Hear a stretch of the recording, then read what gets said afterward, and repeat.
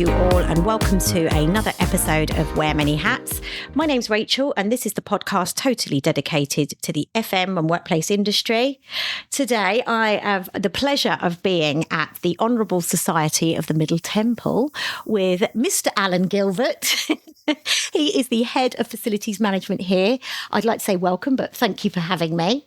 Pleasure. And welcome to the show. Happy to be here. I'm very excited for this one. It looks marvellous here. And I've just poked my head out the window and seen, you know, just part of the buildings and the land that you look after here. So I'm excited to get started and see and hear more about your journey. Shall we get going? Yeah, let's go. You ready? Off we go. So let's rewind a bit. Where did it all start for you? Well, my journey has been quite a pleasing one, to be fair. When I left school, I didn't really leave school with any kind of academic qualifications. Okay. I had a very tough upbringing as a child. Okay. Left school. I managed to get into a college of further education in Essex back in the 80s. Yeah. And I did construction. Okay. So I did construction, and I got onto a scheme with this civil engineering company, John Lang, which is Lang O'Rourke now. Yes, they're in Dartford, aren't they? They're in Greenhive, isn't it? They're everywhere. They're a global. Yeah. I know two huge buildings there. Well, they're across the globe. So I went there in the 80s, one day a week, learning bricklaying and wet trades, and I found that I was quite good at it. Okay. My father was a carpenter and joiner, so I was experienced with using tools and that kind of construction industry. And then in the 80s, when the construction industry was kind of dying, they were laying people off. So I had to make a choice whether I stay in construction or have the opportunity to work in the college, because the lecturers there said, Alan, you know, there's a position coming up as a construction technician. Oh, wow. Are you interested in? And I thought, I'll either jump into, you know, this opportunity because I like working with people, and so I did, and I then worked through an academic career in a further education college, and then at 18, 19, I was taking evening classes. I was actually teaching. So if the lecturer didn't turn up, they'd ask me and say, Alan, can you fill in tonight? Because obviously I'd done the course for a number of years. So then I went into teaching, got a teaching qualification. And then we wasn't getting so many kind of construction classes. Yeah. So I was then offered to go and support the library services. Right. So we had this huge computer workshop, which held about 80 PCs. And because I'm construction minded, any kind of naughty kind of students I wouldn't tolerate. Yes. You know, you had to be a learning environment. Yeah. And the library staff went, oh, you're good at chucking these naughty students out. We want you over here. And again, when I grew up, there weren't computers in schools. No. So I had to learn all about computers, Microsoft applications. Yeah. And because I did 2 or 3 years of evening classes learning all about those Microsoft applications, I then went into teaching. And that was my path for a number of years. And then a principal of the college said, look, we're looking for an estates manager. The current one would turn up to meetings with bits of paper, and it wasn't really informative part of the meetings. So the principal said, Alan, can you work with this person? And obviously the next meeting I'd turn up and there would be pie charts and there'd be all this. Spreadsheets, yeah. And they outsourced that person anyway. So then they didn't, they didn't carry on with that service provider. And then they offered me to be estates manager. Right. So I became the estates manager of a further education college, looking after all the kind of M&E, the health and safety, the grounds maintenance, and all the security. And because I'd been there, for 20 years, everybody knew me walking down the corridors. Yeah, people actually thought that I was the principal. I'd walk down the corridors and everybody would remove their hats because we had a no-hat policy. Yeah. And, so that was where it all kind of began in terms of going into construction / FM. Yes. I mean, it could have gone so many different ways by the looks of it. It sort of almost did, and then it kept bringing you back on the path of... It could have done, because obviously having the background and growing up in poverty almost as a child, I could have turned into a totally different person. Yeah, I could have gone off the rails. I could have turned to crime. I could have turned to drugs, but I wanted to win. I love to win. I don't like coming second. Everything I like to do, I want a positive outcome from it. Yeah. So, and I didn't want the life that I had, even though, my parents were separated and I was just brought up by my father, and I've got siblings. We didn't have anything, and I wanted to say, well, I want the best things in life now, and to do that, you have to just work hard, have a bit of luck, have some positivity, have some goals and aspirations, and then I'm here. So, at the end of my, 40 years working, that's the journey. And is it, I mean, I know, is it 3 companies that you've worked for? That's what it looks like on LinkedIn. It is. I tend to say, incredible. I tend to say loyal. Yes. Opportunities have arisen. Yes, of course. Many times. Only last week I was approached. And I did have an interview. Yeah. To look after one of the world's most iconic buildings, global, unbelievable. I just missed out. It would have been the only reason to leave this place for that. The feedback was very good. I'm approaching 60. Yeah. I know it's hard to believe. Yeah, no, it is. Well done. And still marketable. So don't ever think that age will stop you from getting a position that if you've got the skills and you've got the marketing and you are positive and you are work hard, interviews come in your 40s, 50s and 60s. Yeah. It's choosing the right person with the right values. So yeah, I'm a success story when you look at it like that. Yeah, definitely. And my background's recruitment, and when I see, when I see people like yourself who've only had those roles and there's longevity in your career, I see that as such a positive thing. I think people jump around a lot. Well, people tend to either, if they're very career minded, it's okay gaining 2 years here, 3 years here. Yeah. But people normally leave a position for either 3 things. They either don't get on with the direction of the company, line management, director, whatever. They relocate, so they've had to move, or they see a financial position where they could do a similar position and get more money to live and stuff. Those are the 3 things mainly. All those items that I've moved on have never been financial motivated. It's just something new, an opportunity just to extend my portfolio and knowledge. But like you say, 20 years at my first position, 13 and a half years at my secondary school, and I've been here for 6 years nearly. So, and I could probably stay here till I retire. So lovely. I think so. Well, great place to work. You're here most of your life at work, aren't you? So you've got to really love it. You are. And I love this position. I'm fortunate to have this position. It takes me 3 hours to get here every day. Oh my goodness. And it takes me 3 hours to get home. So for that commitment shows my your loyalty and your drive. Yeah. And like I said, and your passion. Yeah. And like I said, I've been here nearly 6 years. I've not had a day off sick in those times. I've been here every day.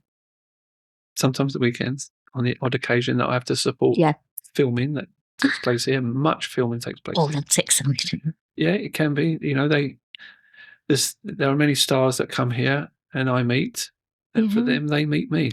So it's a win-win. Wow. This is exciting. I'm really enjoying this so far. This is a brilliant interview. We didn't expecting you to say that because isn't that the objective? To enjoy this, and to share our experiences and help people that listen. Yeah, and to hear that you've not everyone is blessed to come from a home or a background where they are privileged in and there's a lot of people like that, and to show that you got to where you've got to and look where you are, it's fantastic here. Yeah, 100%. Like I said, it doesn't matter if you've come from a privileged background or hardship. If your families have split up, divorce, a number of things, or if you like a passion, if you have a passion or you like construction or anything heritage, or just building building teams or getting a people person, you can do it. 100% you can do it. I'm proven fact that you can leave school, sometimes not with what you wanted to leave in terms of academic qualifications, but that can come at any time. That can come at any time. Yeah. Most of my qualifications I gained when I was 22, 25 onwards, and still gain qualifications even now. And still and working at the same time, yeah? And that's the great thing about, especially online now we have, back then you would have had to have gone to class, right? Yeah, that's right. I went to evening classes. Yeah. I sacrificed a lot. Yeah. Going out with my friends. You still are. It's 3 hours, 6 hours of travelling is a lot. A day, yeah. So, I daily get up at 4:30, leave at 5, get a 5:15, 5:30 train. You should get a seat. I always get a seat. Where are you coming in from? Norfolk. Norfolk. So I live just outside of Norwich by about 9 miles. So it takes me, I get the fast train straight into Liverpool Street. Yes, that's right. And then a walk or a cycle to here, and I'm at my desk by 8 o'clock. My mouth's literally open, I'm so mate, and then still have to do the job and do that journey home. Yeah, leave at 4:30, get a 5 o'clock train. Okay. Home by 7. Okay, so that's not so bad. If unless you're working really late. Okay, Yeah. Okay, that's pretty good. That's good hours. Yeah. Yeah, definitely. So, did you always know you were going to end up on this path? Well, as I mentioned, my family and all my kind of uncles and aunts worked within the construction industry. My uncle, who's still alive in his 80s, mid 80s, he was a wallpaper hanger. Right. Now, when you say wallpaper, everyone can do that. No. My uncle used to work in royal palaces, and he used to hang wallpaper that was like £1,000 a roll. And not just that, the height of the height. He worked in theatres as well. Wow, yeah. And he, he even worked for some well-known characters of the East End. Right. Oh, okay. And he and my father repaired some windows for some people that used to be in the East End. Yeah. Which I won't mention. No, but, I can imagine. But so they were, I kind of fell in that path because, as I said, my dad was a carpenter and joiner. He repaired antique furniture.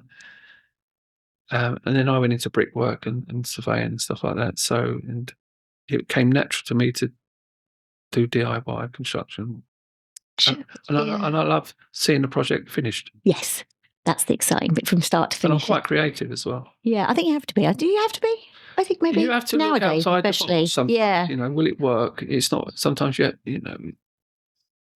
some reason, I can see something that other people can't see. Yeah. And then I show the end product, which I'm happy to show you. Obviously, the listeners can't see it, but I can show you some things that I did for the previous employment at the school. Yeah. So brilliant. It's fascinating. My granddad was also a carpenter and upholsterer. Yeah, from the East End. We could be related. From Hackney. Although I grew up in Leighton, Walthamstow. Oh, okay. Yeah. A little bit further out. Not by far. Yeah. No, it's not. So, you've sort of answered this, but who or what gave you that real push in your career other than the drive and ambition that you had? But your family? I've always been very fortunate to have good people that I looked up to. One of the first people was a gentleman called Derek Warwick. Now, Derek Warwick was a lecturer at the college, and he was the first one that said, I remember clear as day, on my first day when I was laying bricks, he came up to me and said, "You've done amazing for someone who's never laid bricks before." And I went, I just kind of picked up a trowel and it became natural. And he was the one that became almost like a father, where I spent many days, every day at the college, and he pushed me to be a construction technician. Unfortunately, I heard Derek died a couple of years ago, and I used to be very close to him. And some of the other people at that time, 20, 30 years ago, I'm still in contact with them. I love that. I make the journey. Some of them are in their 70s, and they live in Cornwall, down in Padstow, and I go visit nice. twice a year down there, and and they left the college after 10 years. Yeah. And they went on to further their career, but I still kept in touch. And and there's another guy that I visit every year. I only see him literally every year. He lives in Romford. Yep.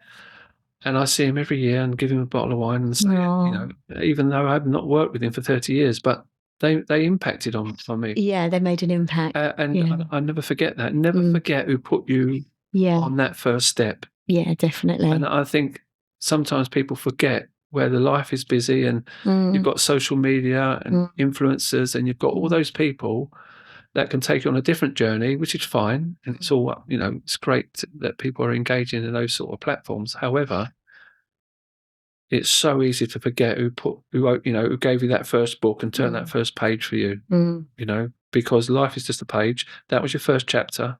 You either put the book down and go somewhere else, or you carry on that book, and always forget the first chapter that you read, because that's the first chapter that makes you finish that book. Yeah, that's right. So, gosh, you're really making me reflect on my own career here. Yeah, that's lovely that you still get. I really like hearing that you still speak to them. Yeah, I'm not saying that everybody should do that, but just be mindful that, Yeah. remember who gave you that first push. Yeah, that's brilliant. So you've got a lot to deal with here. So what does a day in your world actually look like? Well, I mean, every day is different. Yes. Okay, so obviously there are like 43 buildings that belong to Middle Temple. Wow. 43 on the estate. There's 43 buildings here. Yeah, and we have some units in South London that was given to us when someone's passed. So that's used for student accommodation as part of the agreement.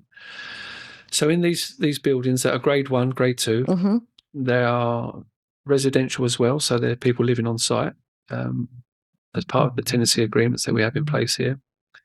And within those buildings are chambers. Yeah. And those chambers are various companies that deal with all manner of law. It could be criminal, it could be arbitration, it could be anything to do with law.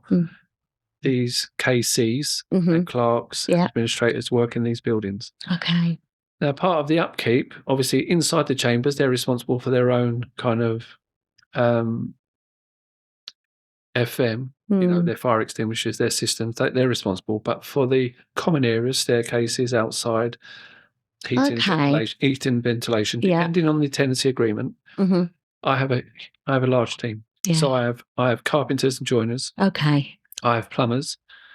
I have electricians. I have painters. I have porters. Yes. I have a housekeeping team. Oh my goodness. Because obviously we've got residential and lodgings where people can stay overnight, and people can book those, and blankets and and showers need cleaning daily. So that's a huge team. So I've got about 20 people looking after. Well, yes. For 40, did you say 43? 43 buildings. 43 buildings, yeah. So you need that. But then we've got outsourced service providers. Of course. So we've got M&E contractors. We have, fire service providers, emergency lighting. Yeah. People looking after our water systems because of Legionnaire, etc. Lightning protection, everything to do with FM, cleaning windows. We have a cleaning provider, but I've got a good team, and I've got a very good number 2, a lady called Jerry Butwell. She's been here nearly 2 years. Nice, very talented. She came from Skanska, and has brought new life and energy to the team. Yeah, and so we get on very well. We respect each other. So she's a brilliant addition to the team. Yeah. So when I'm not here, she will deputise for me, and she's a leader in her own right. So, and she will go on to do great things here because she loves it here too. Oh, that's fascinating. I love that. And she's female too, which we like to hear. Yeah, and I'm all for promoting that. There's nothing to say that FM Industries, which is mainly dominated by men and have been. It is, yes, still. But it is slowly turning. It's getting better. And I would say it's probably 60-40 now. Yes, yeah. You know, why not? Yeah. It's a job, it's a role. It's nothing physical. I mean, even then, we've got women in construction now, which is fantastic. Yeah, and you know, it's get women firefighters. Yeah, it's just embrace it. Yeah, that's it. It is changing. Yeah, you can see it. I don't know if women know that this position sort of does exist, but hopefully this is the sort of message that we like to get out and push it to say, yeah, you can do it. You can be female and do it. And you can be any age now, it sounds, like you say.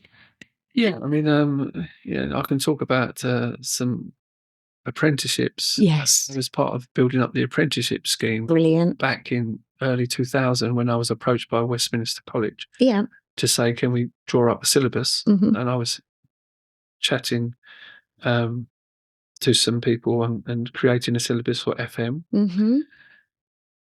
And I managed to put 3 or 4 people through my secondary school on the apprenticeship scheme. Wow. They've now gone on to be FMs in their own right, gaining all the knowledge of 5 years under. Do you still speak to them? Yeah. Oh, I love that. Yeah, they're on LinkedIn and they're on their own little journey. And, as I said, they're still in contact. And occasionally I get the email if there's a problem and they've not really faced us. So, they network out to say, I've got a bit of a problem here.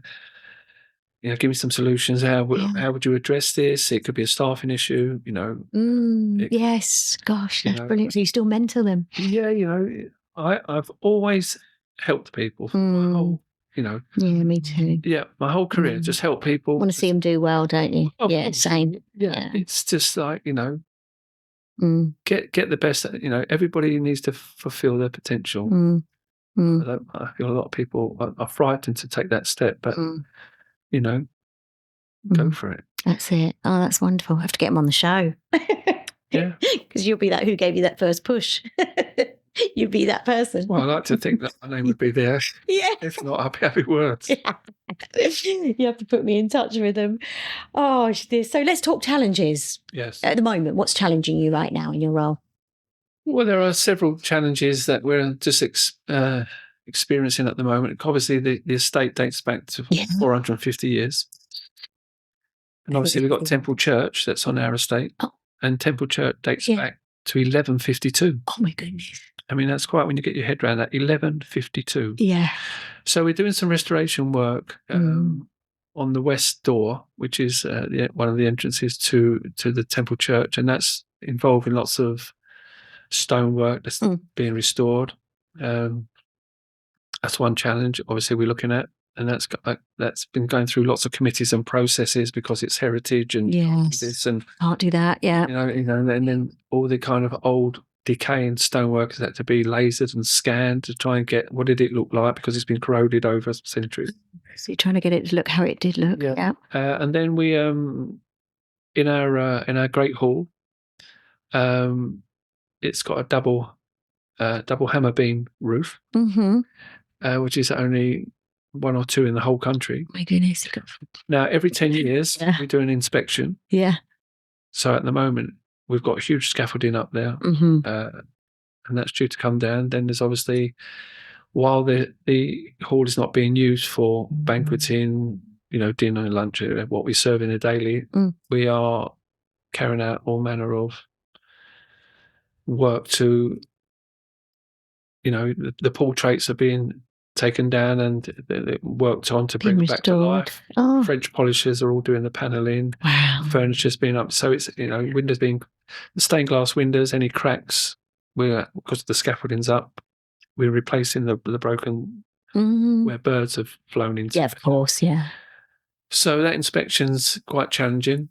And that's a specialist sector on its own, dealing with. Yeah, and everything's like being painted inside. And after the podcast, I'll give you a very brief tour so you can have a look. And once the scaffolding's down and the painting's been done and things, then we're going to do the floor, which is an oak floor. We have to French polish that. Okay. Strip it all back and get that looking the best it can. You've just mentioned a lot of trades there on their own that They're very specialist, aren't they? You know, you're talking about French polishers. I mean, yeah, I mean, we've got an archive department here, and some of these portraits and artifacts here date back hundreds of years, and you can't just. Oh yeah, you have to use special equipment on there, preserving them, cleaning them. Looking at some books right now, they look.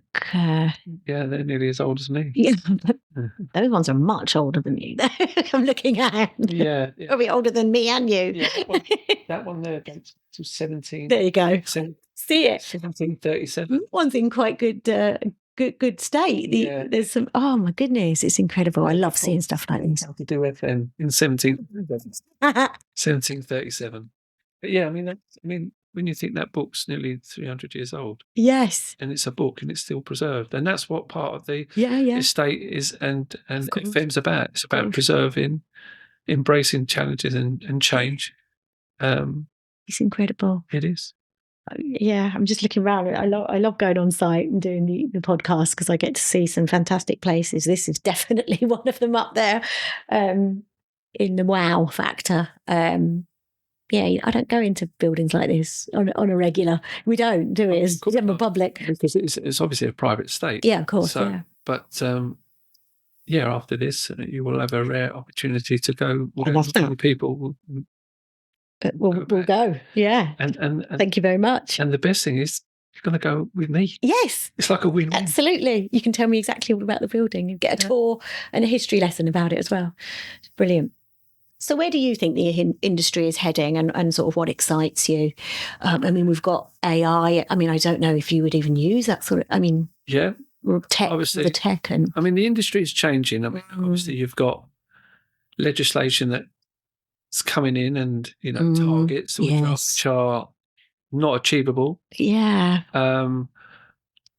Reducing, light pollution, reducing your carbon footprint and all stuff like that. But how are you going to do that here? Well, I mean, a lot of it is not realistic to manage on an estate like this. We will try and meet the targets with the best options, and we'll seek consultants because we have plant rooms and boiler rooms here. So obviously they're coming to the end of their life, which is another challenging thing to say. Okay, well, we need a new plant room, boiler room that serves 2 or 3 buildings for the next 20 years. But, is gas going to be restricted? Are we going to look at kind of, heat pumps, heat source pumps, and solar?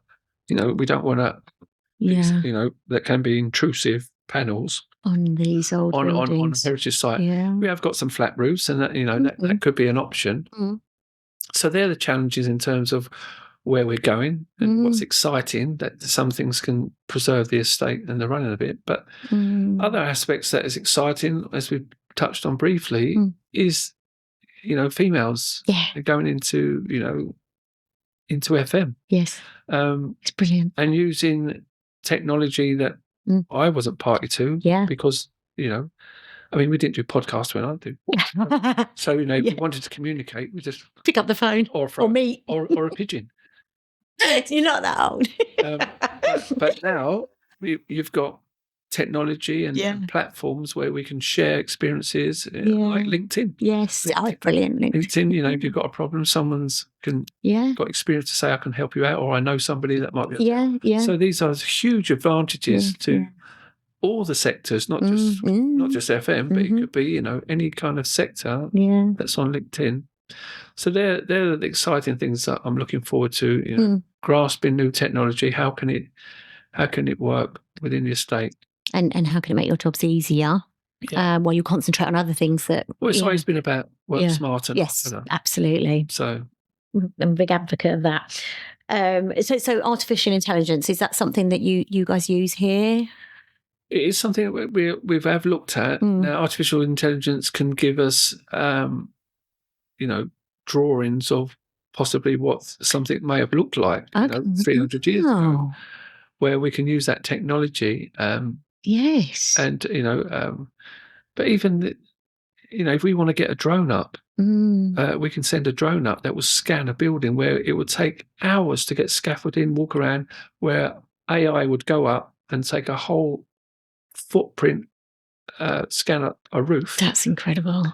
And it will tell us how many tiles on the roof, what's been cracked, so what the cost would be, what are the pitfalls using artificial intelligence. Incredible. That's incredible, especially with a building like this, that you can use that technology, make your lives easier. And then obviously you've got other things on, we live in a world where sometimes security is paramount, especially on an estate like this. Yes. And historically we've had some, security incidences in London that have caused concern. And we're on an estate where we can become vulnerable. Public can walk through. So, we use all biometrics here, where we can, and also facial recognition. Yes. Because, if we get intelligence to say that, certain people and certain activists can come in and cause disruption. Well, we've seen damage. We've seen people spray foam extinguishers on portraits in galleries to have a protest, stop oil, etc. And we don't want them coming in onto the estate and causing damage that could be permanent for something that's been around for so long. I'm all for one having a protest as long as it's not damaging. You can have a voice. Peaceful protest. Yeah. Of course, people have the right to protest if they're passionate about something and they want change. But when you see damage, someone's got to clean that damage up, and and the work involved in cleaning, report writing, checking cameras, who let them in, this way, the workload that goes into it. It's just phenomenal. And then you've got insurance companies. How did it happen? So it's a huge thing. So this estate has to be protected, and AI, as we mentioned, can play a part in all that. Brilliant. Oh, so you're a friend of AI. I like that. And ESG, we mentioned a couple of bits around sort of the environmental side of things. It's a buzzword. What does it mean to you in your work at the moment? Well, I mean, it's all around kind of the environmental impact. All transparency. What we're doing is meeting the needs of our own kind of mission statement. Having an estate like this is hard to run the costs because obviously it's old systems, but we're always looking. We have a sustainability committee. What's that? Okay. We interact with the City of London. Brilliant. We are separate. Yes. And, an example, our gardens under there, we've got a huge tank underneath the gardens there that collect and harvest all the rainwater. So we can use that to water all our plants. God, you'd never know that, would you? It's a huge tank under the gardens here. Because we've got beautiful grounds, we've got a gardening team, and we are looking to ways to save money. We're right along the Thames. Yes, the water. Let's embrace and trying to use AI even technology to say how can we, drive the sustainer initiative across the estate. Brilliant. And then obviously it's got to all be transparent, any kind of things we do. We can't be hiding stuff, especially when the law is the law around here. Yes. The law. Yes. So, as I said, I do, in terms of is it really a buzzword, ESG? I don't think so now. I think it's, it's obviously part of, isn't it? It is. It's like, it's just... You can kind of use that framework what they're trying to build on, but if you've just got your own kind of strategy on delivering to get the best for the estate and what you can work with, I think, just follow that, your own strategy. You're still trying to impact for the better. Yeah, of course. Yes. Brilliant. So do you think the industry's innovating fast enough, or are we still playing catch up? Well, I mean, it's a good question. I mean, I think it's moving quick because we've got networks, we've got technology. Yes. Are we playing catch up? Difficult to say. Maybe if you went to the Far East, Japan, and their technology and their train services and everything's we've got trains that break down with mechanical stuff, and you go to Japan and they've got 250 miles per hour trains that don't break down. And I read a statement last week that the total delays in Japan for their trains, the total delay for 1 year. Go on. 8 minutes. Now, that was their total delay for the whole year. Oh, my goodness. Now, we could do that. It's on a regular. We can do that on one train. Per station. So, we're saying catch up. Oh, yeah, I see what you mean. Yeah, we are in some aspects, but again, yeah, we're spending, in my view, billions on baskets, political baskets. We're spending billions, and then baskets have got holes in. Yeah. And money's been dropped down where it can be used to help communities, to keep pensioners warm, without being too political. Yeah. We're spending a lot of money on security across, keeping us safe. I get that. Yeah. And obviously armed forces, fine, but I don't think we're very smart, and obviously our taxes are ridiculous. So, but I mean, that's another podcast in itself. It really is. But yeah, I do think we are behind in some things. Yeah. But then we're leading on something across. We're getting better in FM, particularly. Yeah.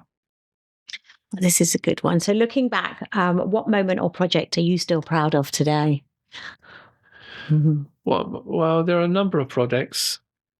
Yeah, there's a number of projects that I've done. Obviously, working in a school, I'd freehold to put displays up. Yeah.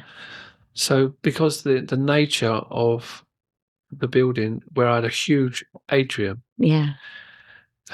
several times a year I would do celebrations. So around the poppies, and November, and then there was Eid, and then there was celebrating Christmas. And because of the staff and me saying, well, I want to see the faces of the children when they come back in, at Christmas, and all those kind of seasonal and different faiths, we put displays up, and some of those displays would take weeks, sometimes months, just for a few weeks, and the impact of those was never done in any other school. That's something that's across the country. Now, it's difficult to when I say that, it's like, well, what do you mean? Well, you can go into any secondary school and you will always have, an FM there, and it hasn't got the resources, or you have staff that haven't got the drive. I had the drive, and luckily for me, my brother was the assistant FM.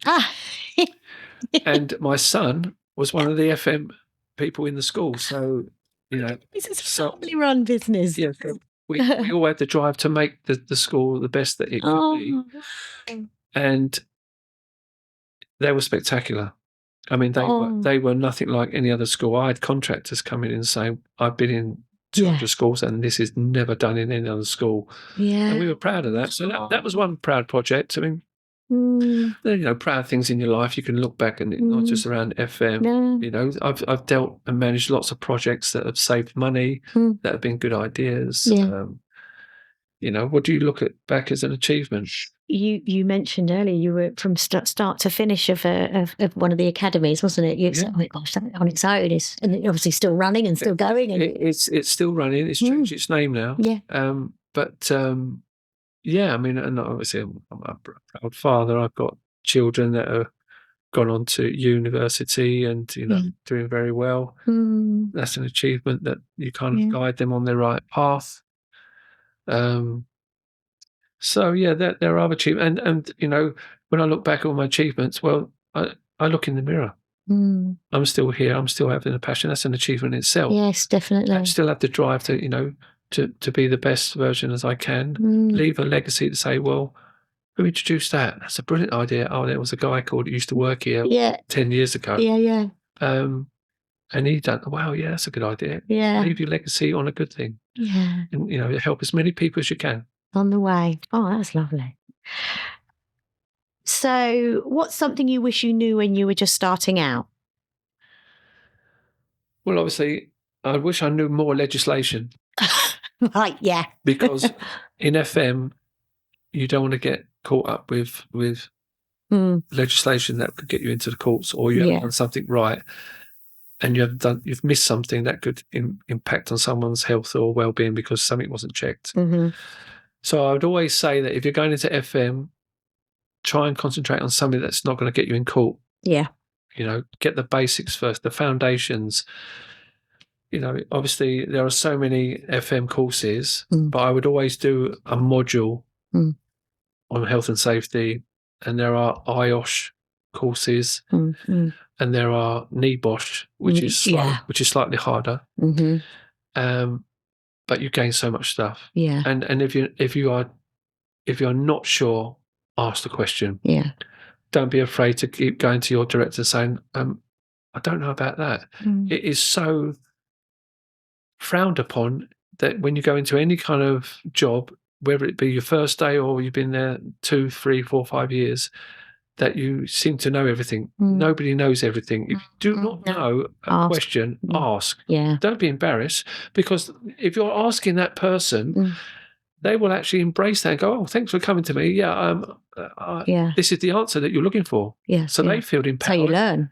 And they feel empowered that you've approached them to ask that question. And if they don't know the answer, they might direct you in where you could find that answer. Yeah, exactly. Yeah. But that's one thing that I wish that I had a bit more knowledge of. Not that it's ever got me into trouble, but people seem to trust me and said, Alan's on it, don't worry. People go, this is a panic, there's a panic. Who's there? Alan. Oh, Alan's there. So I got a kind of reputation where Alan's there, it'll be all right. Yeah. It'll be all right. It'll be whatever's gone wrong, or I can go home and leave work knowing that Alan's going to be there and he'll sort it, whatever. Yeah. And FM, we're building doctors. Yes. Yeah. We are building doctors because in the middle of the night. Yeah, like I know. Yeah. Like surgeons. Yeah. Yeah, like surgeons. If you get a phone call, got a leak, but you fix it, make a few phone calls, or sometimes you have to get out of bed and sort the problem out. Yeah. You can't just go, don't worry about the leak. I'll be there in the morning. Yeah, I know the roof's nearly coming down, but put a bucket underneath it. We're not like that. No. And there are probably some FMs that are very much like that. Yeah. But you've got to be lucky to have a good FM. FM's all about people. It's about people all the time. Good communication. Yes. Seeing both sides. Biggest tool I would say for an FM is listen. Listen all the time. Don't just kind of talk, because sometimes you can get yourself into trouble. Listening is one of the best tools you can have. Listen to people that have been there, seen it, done it.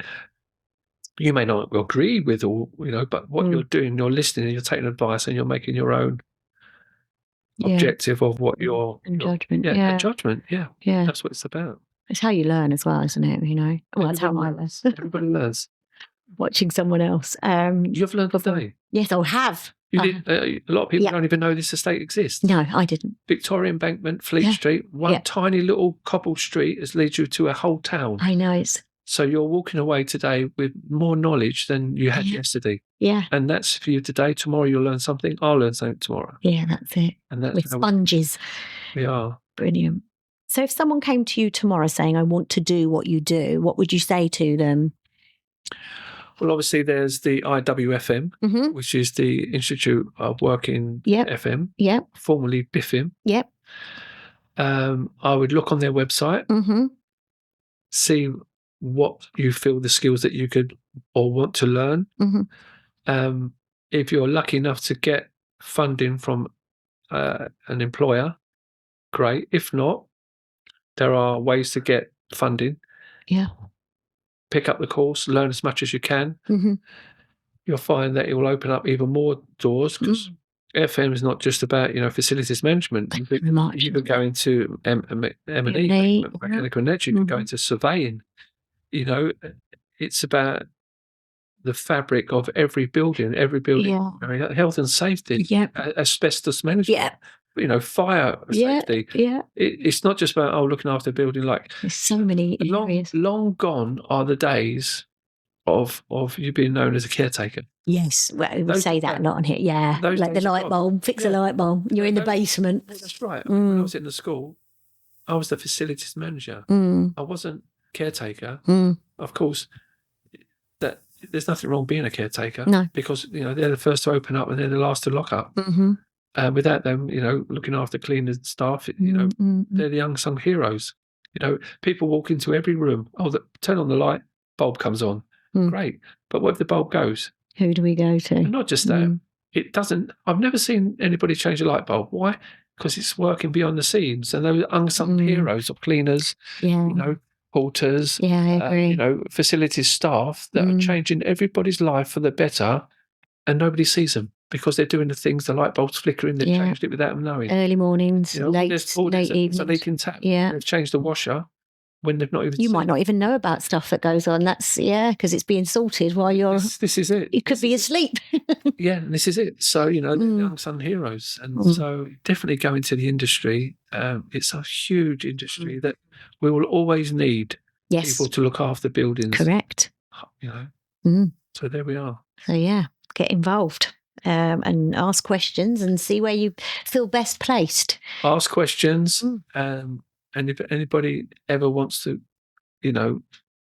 get advice, I'm on LinkedIn. Yes, that's that. Alan Gilbert, LinkedIn, head of FM. There he is. Ask the question. Just mention that you heard my podcast. Yeah. And you'd like to know more. I always have time to say, let's have an arrangement. I'll give you 30, 40 an hour minutes of my time. Oh, that's give you the best direction. Thank you for that. That's lovely, Alan. Right, we're going to switch off. I mean, you're literally up early morning, back pretty late at night, and you're here a lot. But what do you like to do outside your day job? You've got a family, you mentioned. So. Yeah, I have a family. One's at university, one's at college. Nice. I also have a son that's in FM. Brilliant. So he's doing his own, maintenance, engineering and all that. So that's fine. And then what do I like to do? Well, obviously, I live in Norfolk and I've got several projects on the go. Okay. I'm about to embark on a extension for the rear of my house. Okay. To have a big open plan kitchen diner. You're going to have high expectations for that, aren't you? Because you're in the trade. Yeah. And never skimp on quality. No. Don't, if you're going to get a light switch, you could either just get the basic white plastic or go for a nice chrome polish that makes a statement. And then I'm building an outside kitchen barbecue pagoda thing. Oh, lovely. So I hope to finish that by August. I play football every week and I cycle and, I do lots of gardening. Wow. So, out there, or there's a lot of garden there? Well, my garden's quite big. I've got like a 200-foot garden. So I have to go and sit there and mow. So there's lots of projects, and I love gardening. I find it therapeutic.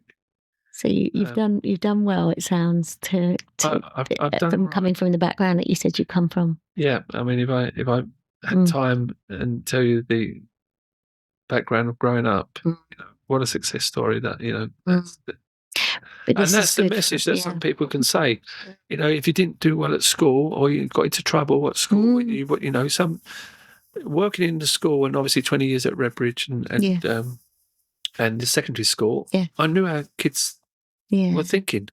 And some children are not academic; they don't grasp it. Everybody learns differently. Yes, and what I found, if they didn't have the best teacher to get the message across, they'd muck about in the class to get out of the class. And then the principal would say, "Alan, would you and your team take, little Johnny or Katie or whatever?" And when they came along to the FM team, well, they just blossomed because we were teaching them things that weren't academic, but they took their hands to all that kind of thing and stuff. So, and that's how people go into plumbing because, we had leaks in the toilets and we'd get the young kid in there. This is what we're doing. There's a trap that's full. Oh, wow, we've emptied the trap. Yeah. They see it. Yeah. And then some of the kids that, cause the odd bit of vandalism, in every school, I used to catch them and go, right, we're going to fix this. You've blocked the toilets with tissue paper. Yeah. You are going to learn what we have to do. And they went, oh, is that what the trap's for underneath? Yes. So they learn a skill, and we need you everywhere. But not just that. They understood the time it took to do it. And so I wouldn't have done that. Yeah. So they don't really understand that someone else has got to do that. The damage that's caught. Yeah. And luckily, we had a very good team. That the school looked pristine all the time. Nice. We'd paint it every year. We'd take the carpets. It looked good as new. Love that. But so don't ever think you can. Our patron was a guy, as I mentioned before, called Sir Jack Petchey. He was known as the 50-50 man. Right. Because he's a multi-billionaire. Yeah. And he used to say he's got the Petchey Foundation, which is still going. And if you had a project like we wanted a minibus, he'd say, well, you raise 50 and I'd put the other 50. Love that. And his motto was, if you think you can, you can. Yeah. So that is... Oh, that's powerful. Yeah. Yes, I like that. Well, which leads me on to my next question, really. Last one. What's the best bit of advice you've ever been given? Or you might have a few. Well, again, if you think you can, you can. Yes. Because, Yeah. don't ever doubt that you can't be a director. Yeah. Or even Prime Minister. Yeah. Everybody can do everything they can. So many people are frightened to take, I won't be good at that, Or will I be able to drive? Yeah, you will be able to drive and learn to drive, Oh, will I be able to ride a horse? I don't know. I've never ridden a horse. It's expensive. Yeah, but you don't know. Ask the question. Ride a horse. Yeah. Best advice I've been given, just never doubt yourself. Never think, that's impossible for you to get to that position, whether it be academic or in your own personal life. Will I ever get a relationship? Yes, you will. Yeah. Will I be happy? Yes, you will. Because there are so many people out there that are offering mentoring that will get you to, especially now and in social media. We've got lots of help out there. There's lots of negativity on social media. Yeah, sadly, but there is a lot of positive. 100%. There are podcasts like you're doing, promoting Stephen Bartlett, another one. Yeah, all these people, all these people, influencers, that come from industry, they will give you good advice. Yeah, definitely. And if you want to be a singer, if you want to drive a train, give it a go. Go for it. You've got nothing to lose and everything to gain. So don't let anything stop you or anyone. That is your motto. Yeah. This is where we play Nothing's Gonna Stop You Now, isn't it? Yes. I started it. I'll see if we can do that. Always. And the best thing you can be on your journey is kind. Yeah, I love that. Be kind, help people. Yeah. Obviously, you're going to have good days, bad days, but always be kind. The world would be a lot better place if that was the case. Eh? So the more people that are kind, the better. All you need is love. Yes, another song. Bring that one in. There we go. Thank you so much, Alan, and I'm so excited to go and see what you do around here and have a look at something that I would never see again. I'm sure. I doubt I'll be a barrister anytime soon. You can be. Don't know. You can be. It's just learning your trade. Yeah. And then okay, Rachel, barrister. We'll see how that goes. But thank you so much, Alan. It's been an absolute pleasure. My pleasure too. And a real talk. I like that. So that's it, I'm afraid, for today's show.